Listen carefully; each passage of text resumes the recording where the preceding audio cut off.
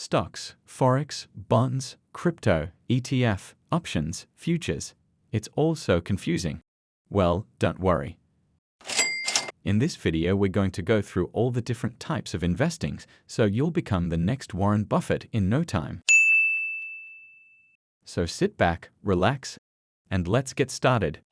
We'll start with something familiar to literally everybody on Earth: forex. Forex is short for foreign exchange, and it basically means buying and selling money. Specifically, it refers to the global currency trading market where individuals, businesses, and financial institutions buy and sell different types of currencies from around the world. The forex market is the largest financial market in the world, with daily trading volumes exceeding trillions of dollars. But put simply, it's like going on vacation. If you've ever been to a foreign country and you want to get some of the local money, you get an exchange rate.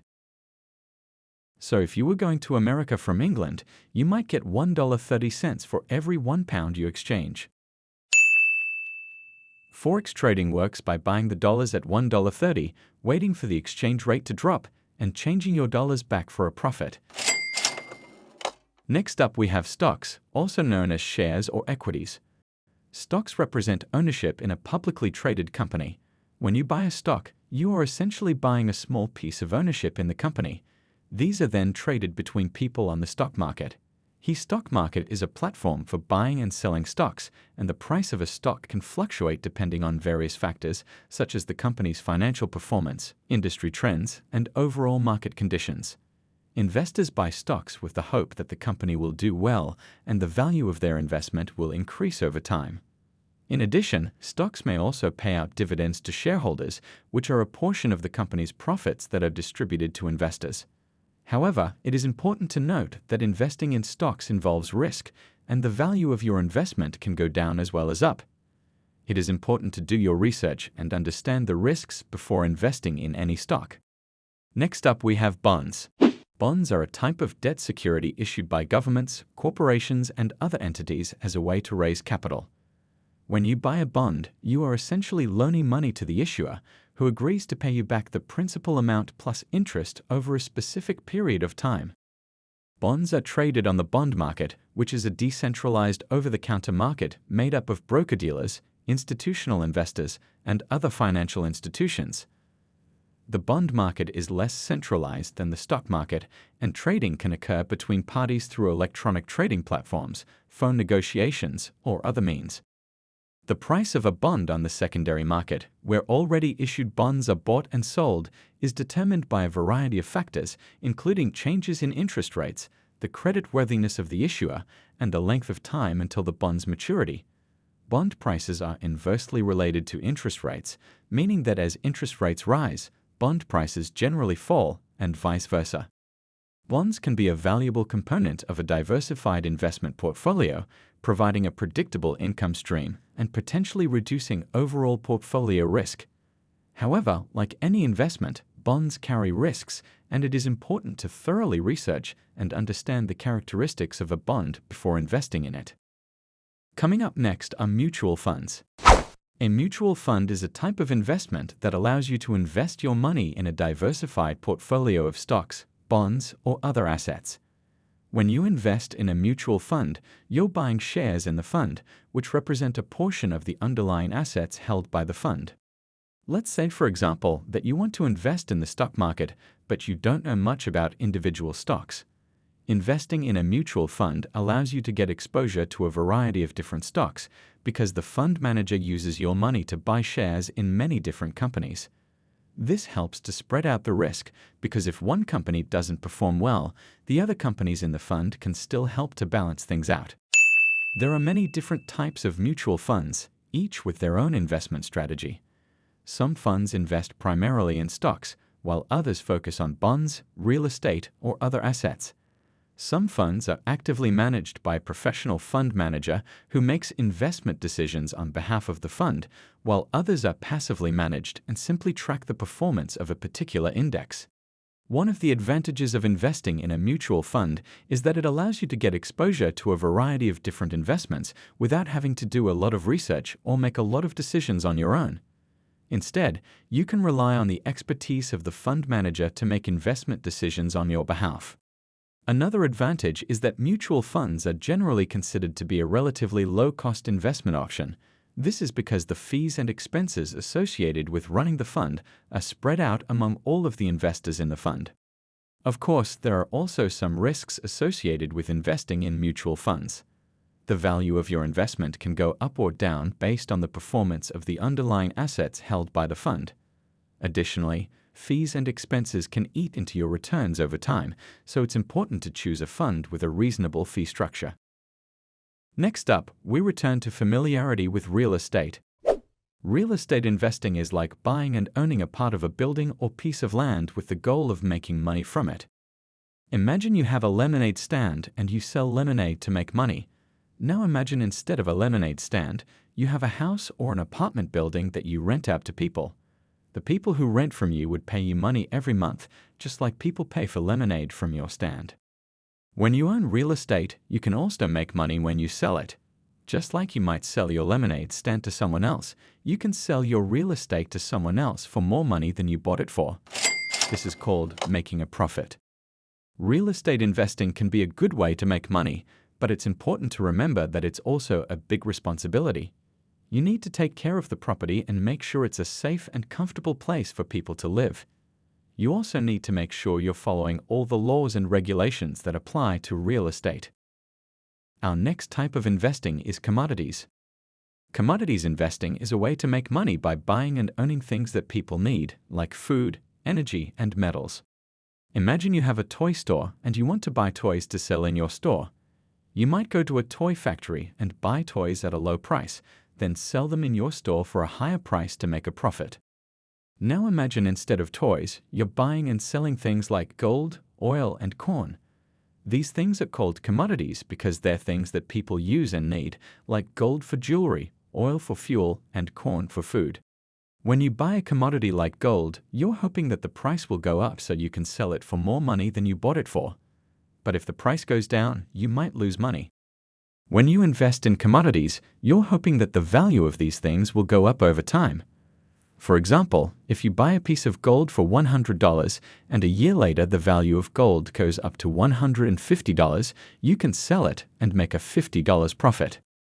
But why do people buy and sell commodities? Well, it's because these things are important for our daily lives.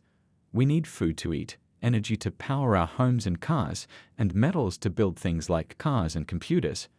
So if you invest in these things, you're investing in something that people will always need. Commodities investing can be done in different ways. For example, you can buy physical commodities like a bar of gold or a bag of wheat and store it somewhere safe. Or you can invest in commodities through the stock market by buying shares of companies that produce or sell these things. For example, you can buy shares of an oil company if you think the price of oil will go up. In summary, commodities investing is like putting your money into things that people need, like food, energy, and metals. It's like putting your money into a big piggy bank, but instead of saving money, you're investing in something that you hope will increase in value over time. Next up, we have options. Now things can get confusing with options trading, but don't worry, we will break it down to be easy. Options trading is a way to invest in the stock market that allows you to potentially profit from the price movements of individual stocks, indices, or commodities without actually owning the underlying asset. When you trade options, you are essentially betting on the future price movement of an asset. You can either buy an option to bet on the price going up, a call option, or bet on the price going down, a put option. The price at which the option is bought or sold is known as the strike price, and the option has a specific expiration date after which it is no longer valid. For example, let's say you believe that Apple stock is going to go up in value over the next month. You could buy a call option that gives you the right to buy Apple stock at a specific price, the strike price, anytime before the expiration date. If the price of Apple stock does indeed go up, you can buy the stock at the lower strike price and sell it on the market for a profit. Alternatively, if you believe that the price of Apple stock is going to fall, you can buy a put option that gives you the right to sell Apple stock at a specific price, the strike price, anytime before the expiration date. If the price of Apple stock does indeed fall, you can buy the stock at the lower market price and sell it for a profit at the higher strike price. Options trading is a complex investment strategy that requires careful research and analysis. It can be used to hedge against losses or to generate income by selling options to other traders. However, it is important to note that options trading carries significant risks and can result in substantial losses if the market does not move in the direction you anticipate. In order to trade options successfully, you need to understand a range of concepts, including implied volatility, option Greeks, and option pricing models. Additionally, you should have a solid understanding of the underlying asset you are trading and the macroeconomic factors that may affect its price. Overall, options trading can be an effective way to profit from the price movements of various assets. However, it is important to be aware of the risks involved and to do your due diligence before making any trades. Coming up next are futures. Futures trading is a financial strategy that involves buying and selling contracts for a specific asset, such as commodities or financial instruments, at a predetermined price and date in the future. Essentially, it is a way to make bets on the future prices of these assets. For example, let's say you are interested in trading gold. You could buy a futures contract for gold, which means you are agreeing to buy a certain amount of gold at a specific price and date in the future. If the price of gold goes up before the expiration date of the contract, you can sell the contract for a profit. Alternatively, if you think the price of gold will go down, you could sell a futures contract for gold, which means you are agreeing to sell a certain amount of gold at a specific price and date in the future. If the price of gold does indeed fall, you can buy the contract back at a lower price and profit from the difference. Futures trading is a popular investment strategy for those looking to hedge against price fluctuations or to speculate on the future value of an asset. It can be used to trade a wide range of commodities, including metals, agricultural products, and energy, as well as financial instruments such as currencies and indices. Futures trading operates through exchanges, which act as intermediaries between buyers and sellers. These exchanges set the rules and regulations for trading futures contracts and facilitate the trading process. Futures trading can be a complicated and risky investment strategy, as the value of the contracts can be affected by a wide range of factors such as market fluctuations, geopolitical events, and changes in supply and demand. Additionally, traders need to be aware of the potential for margin calls, which occur when a trader's account balance falls below a certain threshold, requiring additional funds to be deposited to cover potential losses. To be successful in futures trading, you need to have a solid understanding of the market you are trading, as well as the technical aspects of trading futures contracts. This includes understanding the mechanics of futures contracts, as well as technical analysis and risk management techniques. Overall, futures trading can be a profitable investment strategy for those willing to put in the time and effort to understand the market and the risks involved. However, it is important to do your research and to have a solid trading plan in place before getting started. Finally, we have cryptocurrencies, known as crypto. Cryptocurrency trading is a type of investment strategy that involves buying and selling digital currencies like Bitcoin, Ethereum, and Litecoin.